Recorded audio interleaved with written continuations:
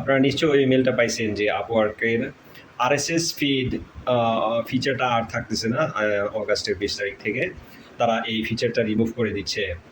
আমাদেরকে search option যেটা available আছে, সেভ সার্চ অপশন, ওই অপশনটা ইউজ করে আমাদেরকে জব সার্চ করতে হবে।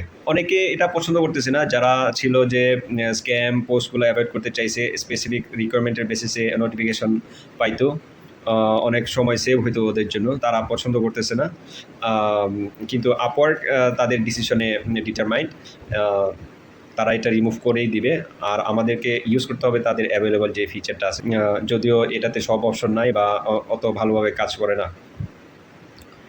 তো এই অপশনটি আমার যেটা মনে হয়, ওরা এই অপশনটা নিচ্ছে যে জব পোস্ট করার সাথে সাথে বেশি কম্পিটিটিভ হয়ে যাচ্ছে, হয়তো তারা এই কম্পিটিশনটা কমানোর জন্য হয়তো এই ডিসিশনটা নিয়েছে যে আরএসএস ফিড আর থাকবে না।